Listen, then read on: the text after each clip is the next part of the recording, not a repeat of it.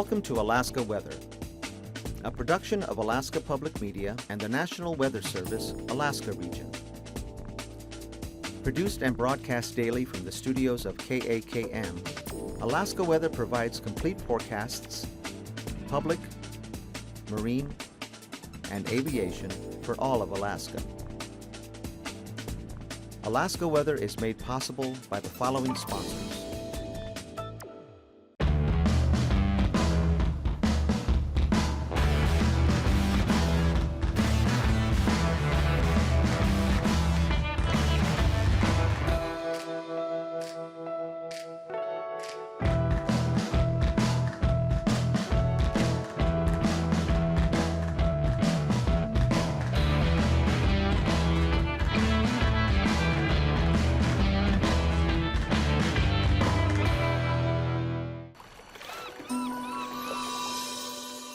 Sometimes the best way to find a living is to stay right where you are and study with UAS online.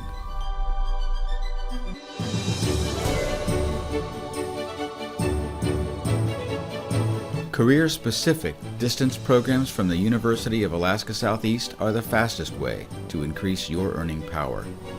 We connect all over the world.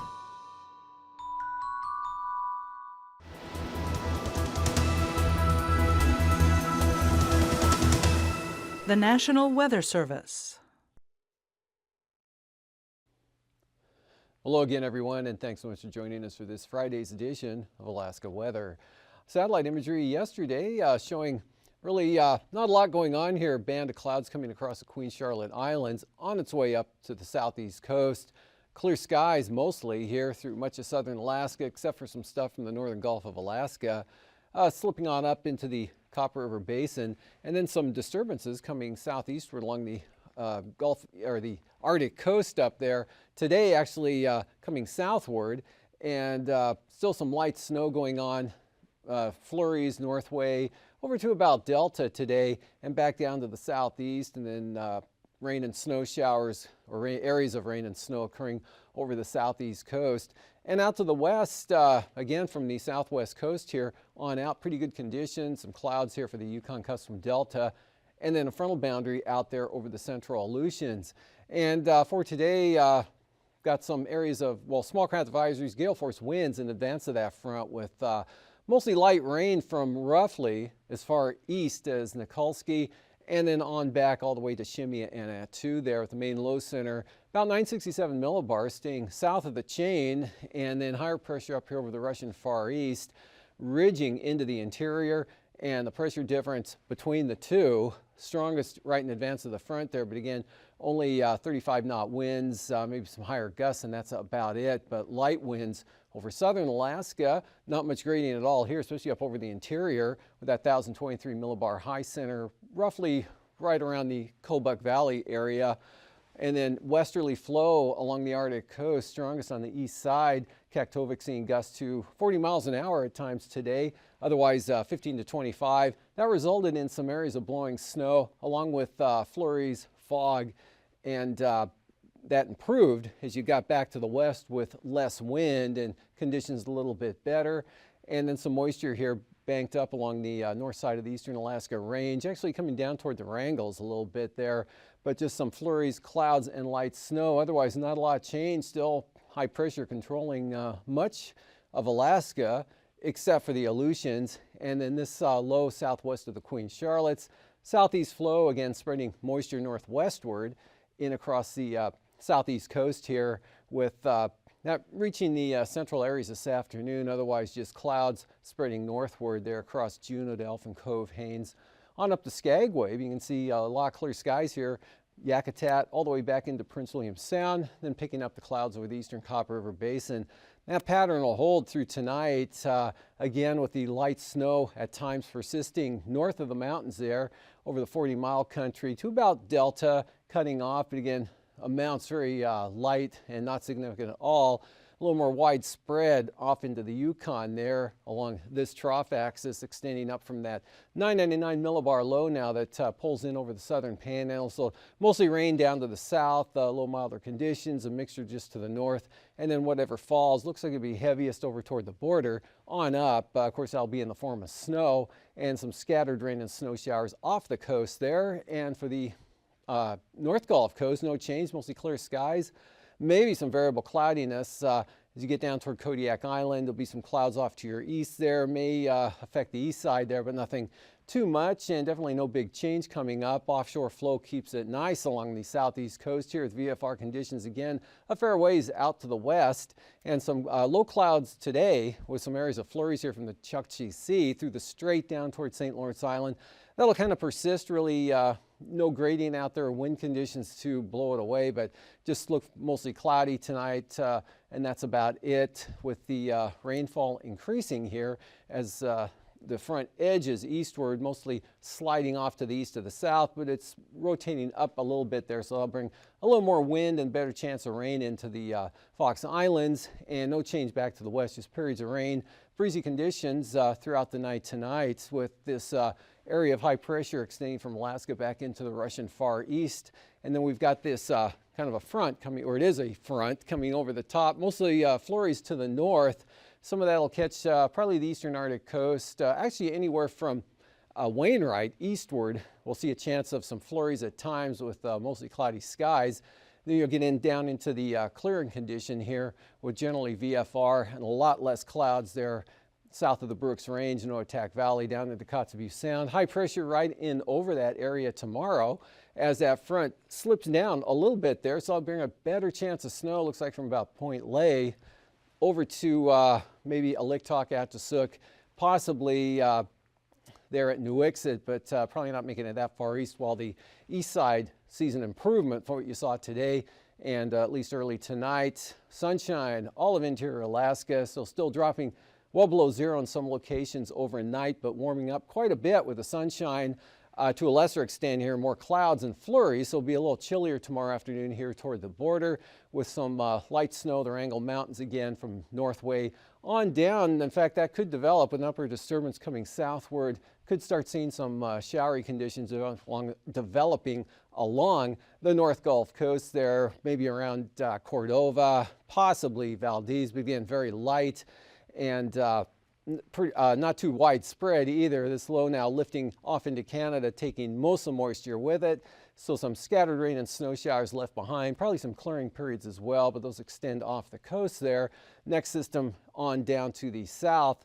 And then for Sunday, that'll swing northward, and looks like throughout the afternoon, that'll be spreading rain or rain and snow with something of an increase in the winds along with it, but nothing too terrible into the southern panhandle. Otherwise, the central and northern areas look pretty good for the day on Sunday here with just partly cloudy skies, risk of a shower for Yakutat, and then mostly cloudy with some scattered snow showers for Prince William Sound. Looks like some of that might work in possibly the Talkeetna Mountains or the Chugach inland there a little bit, but again, nothing significant. Mostly cloudy, flurries, light snow showers around the Copper River Basin, up to the Alaska Range, upper Yukon Valley, all the way back southwest interior. Another pretty nice day there with a continued northeasterly flow, and that keeps it VFR well out to the coastline there, but you'll pick up some clouds by the time that wind flow gets out to the Pribilof Islands, and variably cloudy skies up to St. Lawrence Island with pretty light winds here continuing. Maybe pick it up to 15 knots there for the marine area of St. Lawrence Island, above the 10 knots that's out for tomorrow. And pretty light up to the northwest there. High pressure west of Point Lay. Disturbances coming down the northeast side of that, kind of bringing surges of clouds and flurries in along the central and into the eastern Arctic coast. Some of that sliding down over the north slope. Really not a solid area of snow, but probably marginal VFR type conditions through this area. Possible some isolated IFR up toward the Brooks Range and closer, but south of the mountains, no change at all. And breezy, wet, chance of rain for the eastern Aleutians, just breezy for the Alaska Peninsula, maybe a few more clouds. And easterly winds here across much of the Bering Sea, and then continued rain. Not really a big change in that frontal position out to the west there. Maybe a little less wind here on the south side of the Aleutian chain, with the gales more to the north and along the front. Temperatures along the panhandle today, all in the mostly in the 40s, lower to mid there, 45 up Skagway. Juneau 41 degrees, and Annette at 41 also. Yakutat 43, mid 30s at Cordova, Valdez, but only 25 at Portage, but up to 32 at Seward, 29 Kenai, 33 Talkeetna, Copper River Basin, we had 24 at Gulkana. McCarthy 33 degrees, back down to 19 at Northway, and just 13 at Fairbanks this afternoon. Farther north, Fort Yukon up to 23, and Eagle at 17. Just 8 degrees at Bettles and Anatuvik at 0, with the Arctic coast all in the single numbers. 5 Kaktovik to Wainwright, up to 12 at Cape Lisborne, and -6 for Kivalina. 2 below 0 is all they get, at least until 4 p.m. there at Kotzebue, with 0 at Selawik. Otherwise, Nome had 13. And there's a 22 at McGrath, and that cools into the mid-teens on down the river valleys there, both for the Yukon-Kuskokwim Delta, with Bethel at 16 degrees, Macoriac 20, 25 at Gamble, Pribilof's 30 at St. Paul, but up to 34 at St. George, and 30s lower 40s here for the Aleutians, or right around 40. Upper 30s the Alaska Peninsula, mid-20s up toward King Salmon, and mid to upper 30s for Kodiak. Lows tonight into the mid-20s there for Kodiak Island. Otherwise, single numbers through south central Alaska, down to near 0 in some locations, below 0 Copper River Basin, and again 15, 10 to 20, 25 below through the interior. Arctic coast a shade below 0. Single numbers out to the coastline here, upper 30s for the Aleutians, and same thing for the southeast coast, except colder in the north. And then for the highs tomorrow, upper 30s to maybe mid 40s. Looks like Prince of Wales Island, Craig Cloac, you could reach into the 46, maybe 47 degree range. Otherwise, mid 30s for the Kodiak Island area. Upper 20s to mid 30s, south central Alaska and the North Gulf Coast. And then Tanana Valley still up a little bit, or a little warmer there, but still struggling to reach 20 degrees tomorrow afternoon. Better chance back to the west. But it looks like everywhere, most everywhere, goes above 0 tomorrow, except for maybe the extreme eastern north slope. And 30s for the Pribilofs, lower 40s for the Aleutians. Flying weather tomorrow morning, got some, like today, IFR here through the Chukchi Sea, in toward Kotzebue Sound, through the Bering Strait to St. Lawrence Island, with marginal stuff, central eastern Arctic coast, good VFR through the interior. And the Panhandle, not too bad there, with just some spotty areas of marginal VFR. And good conditions here. Pribilofs down across the Alaska Peninsula become marginal, and then IFR out to the west. And for tomorrow afternoon, this area expands here and grows northward, but just clinging mostly on the south side of the Fox Islands, a swath of marginal VFR threatening the Pribilofs down the Alaska Peninsula. No change over the interior, maybe an increase in marginal VFR here toward the eastern areas from roughly Eagle on down to the North Gulf Coast. And pretty good actually up along the Arctic coast. Passes Anatuvik and Adigan. Look for wide open conditions for Saturday. Lake Clark, Merrill, and rainy VFR. And Isabel, same forecast. Mentasta, though, becoming marginal, or just kind of a marginal VFR day throughout Saturday. And for Tanita, VFR. Portage looking really good, and Chilkoot and White definitely marginal. For the freezing levels at the surface, early tomorrow morning, right up along the North Gulf Coast, on down to the southeast, and then back here to about False Pass, just south of the Pribilofs. A little bit milder air, 2,000 to 4,000 feet in over the central Aleutians. And icing with that front and area moisture above about 3,000 feet, light to very isolated, moderate of the rime type icing here, sliding in, mostly affecting Nikolsky and not so much for the Unalaska area. Nothing over the interior. This is just a slight possibility here with that lower level stuff, but the best chance will be down across the Panhandle, mixed above about 3,000 feet. And from there, upper level wind flow chart, 18,000 feet here, upper trough coming southward to about this position tomorrow afternoon. High pressure holding over the Bering Sea. Westerly flow out of Russia there, takes a turn to the south, 70 knots, keeping the cold air locked in over the state here through the weekend. And for 9,000 feet, we've got northeasterlies, light up over the interior to the northeast, pick up to 30 knots here in a band from the Alaska Range down along the southwest coast, turned more easterly and diminished to 15 knots for the Alaska Peninsula. Light winds for the Panhandle, westerlies up to 25 there for the central Arctic coast, but less wind off to the east. And then strongest winds here actually north of the Aleutians into the central and western Bering Sea, 40 to 45 knots. Southeasterlies, though, along that front up to 35, coming across down Alaska. And at 3,000 feet, those could even be 40 knotters there with, again, the strongest winds just north of the Aleutians, falling back to the north to light and variable from St. Lawrence Island across the Chukchi Sea, turning westerly, 20 to 25 in the Arctic coast. Light over the interior, picking up northeast at about 20. And that, again, picks up to 25 toward Nunivak Island, 10 knotters, Kodiak on up to the North Gulf Coast, and light for the Panhandle. Turbulence east side here of the Arctic coast, maybe some light to isolated moderate chop, and the southwest mountains here out to the coastline, Alaska Peninsula, extending all the way to the Aleutians. Again, nothing serious anywhere, just some light to isolated moderate type stuff, if you even notice at all, below about 4,000 feet. So after the hangar flying bit, I'll be back with the marine forecasts.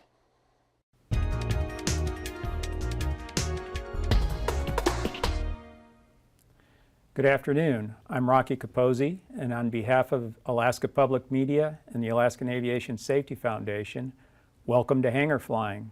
This afternoon, our guest is Dr. Petra Illig.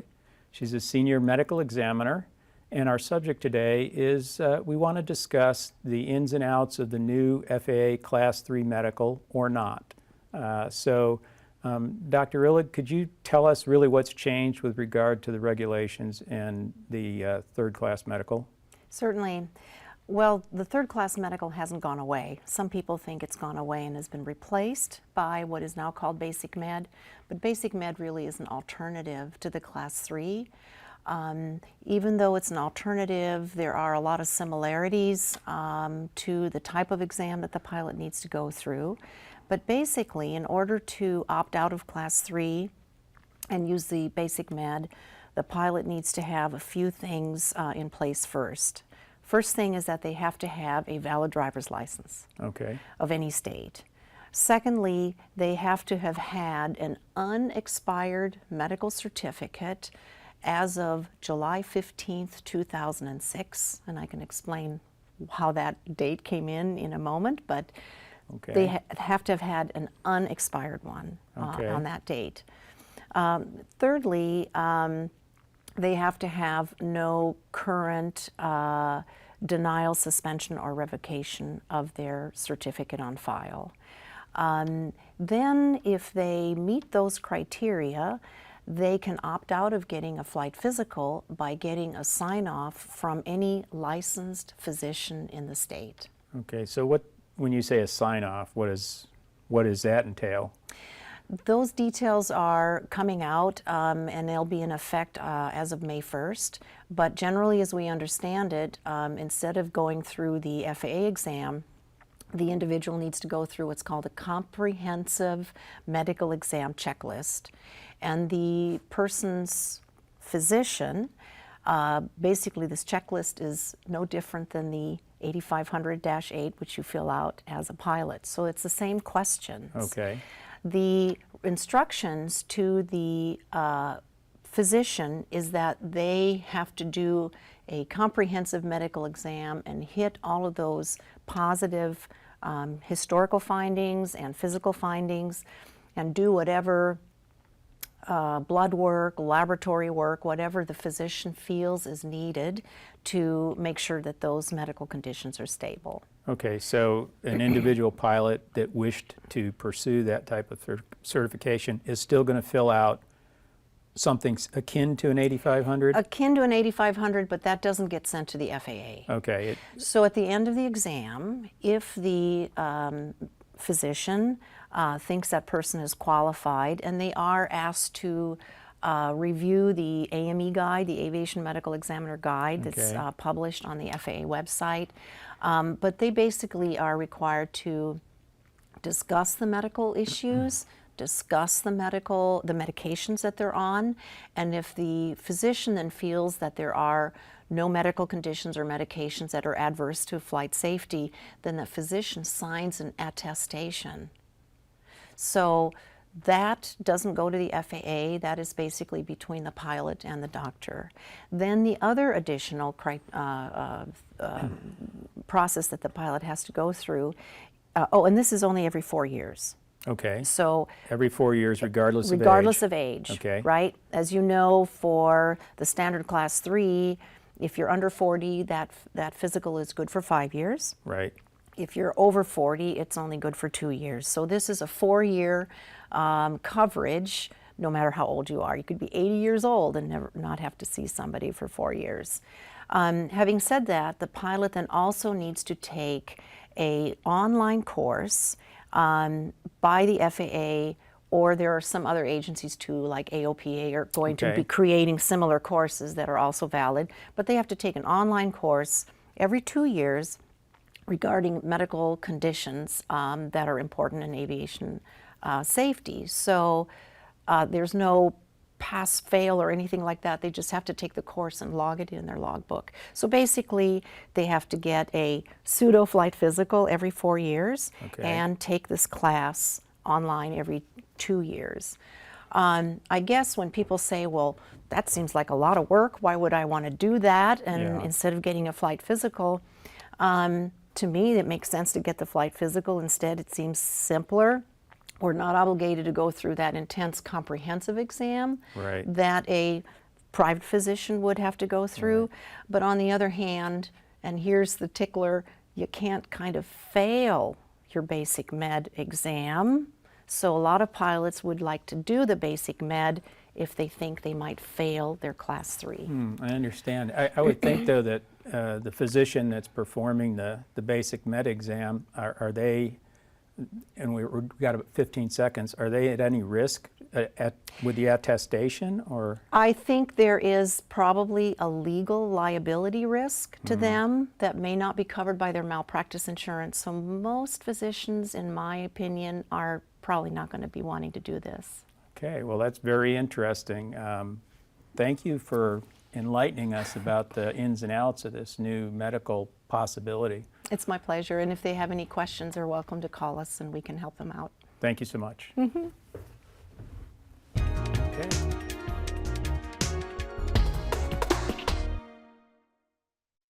Guys, shown some pretty good expansion here in Bristol Bay, also down to the southeast there. And over the next several days, it's going to continue to move off to the southeast. So the forecast is, the 5-day forecast is for it to be very close to St. Paul Island.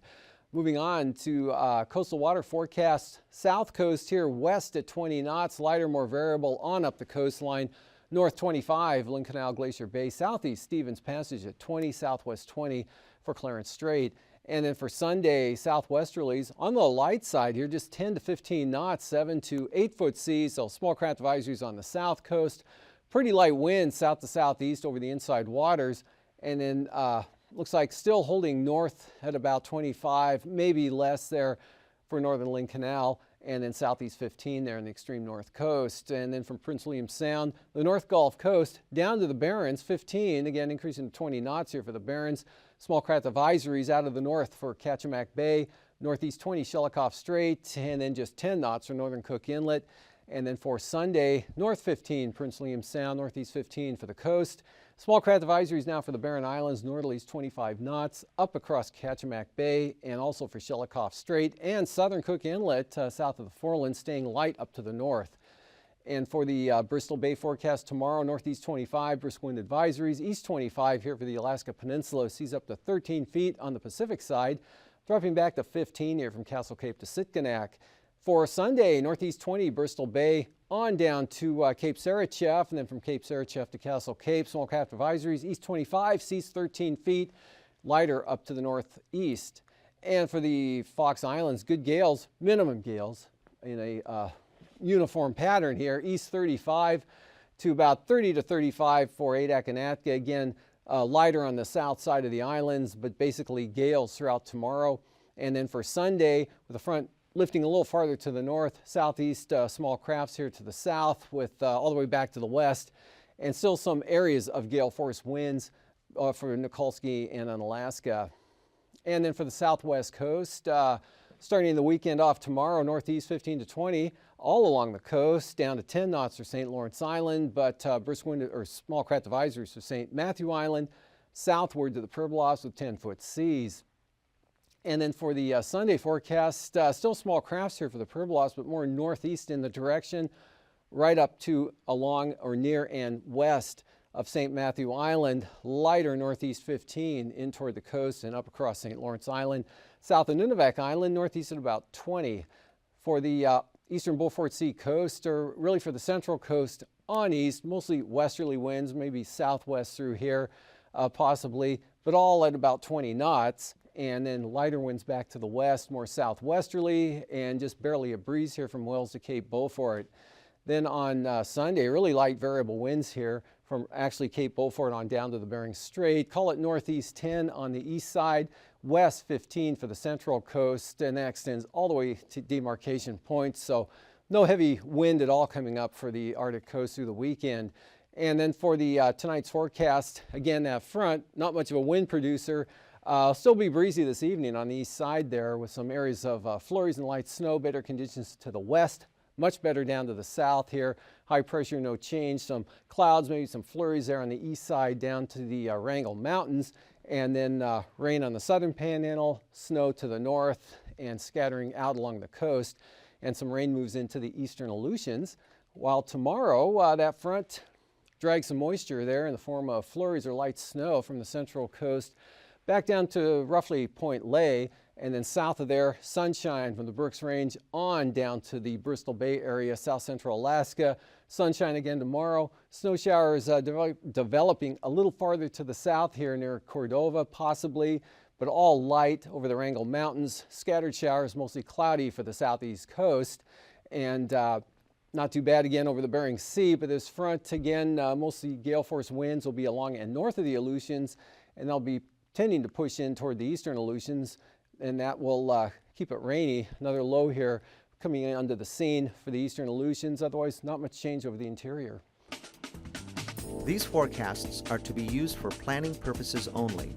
Call 1-800-WX-BRIEF for a formal pre-flight briefing. Always file a flight plan before you go flying. The U.S. Coast Guard Auxiliary urges you to leave a float plan with a friend or the harbor master before you go boating. Alaska Weather is made possible by the following sponsors.